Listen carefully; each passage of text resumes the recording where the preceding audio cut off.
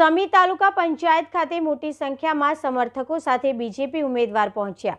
સમી તાલુકા પંચાયત કચેરી ખાતે સ્થાનિક સ્વરાજ્યની ચૂંટણીમાં ભાજપના શ્રી ગણેશ કરાયા। સમી તાલુકા પંચાયત કચેરી ખાતે ભારતીય જનતા પાર્ટીના ઉમેદવારો મોટી સંખ્યામાં સમર્થકો સાથે પહોંચ્યા।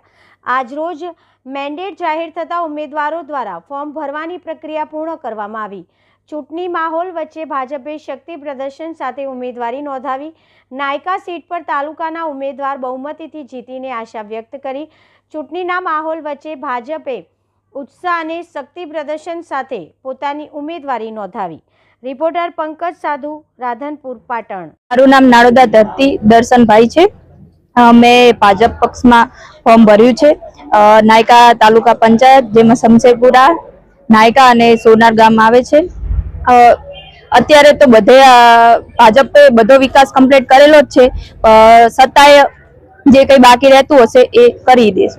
કેવી જીતની આશા રાખું છું? કેવી જીતની આશા રાખું છું? સારી। લોકોનો રિસ્પોન્સ કેવો મળ્યો?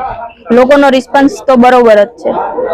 ખૂબ ઊંચી લીડ સાથે અમે જીતશું અને ધરતી મારી દીકરી છે। પહેલા એની મમ્મી પણ તાલુકા પંચાયતના સભ્ય રહી ચૂકેલા છે, ગામના સરપંચ પણ રહી ચૂકેલા છે અને અત્યારે શમશેરપુરા, નાયકા અને સોનાર 3 ગામ નાયકા તાલુકા પંચાયત સીટમાં આવે છે અને 3 ગામમાંથી બહુ મોટા સમર્થકો સાથે અત્યારે અમે ફોર્મ ભર્યું છે અને બહુ ઊંચી લીડથી જીતશું એવી મને આશા છે। અધૂરા કામો કેવા વિકાસના પૂરા કરશે? અત્યારે અમારે જે વર્ષો જૂનો એક પ્રશ્ન હતો, બાસપાથી સિકરિયા રોડ, આ વખતે ટેન્ડર પણ પડી ગયું છે, કામ પણ ચાલુ થઈ ગયું છે તે રોડનું।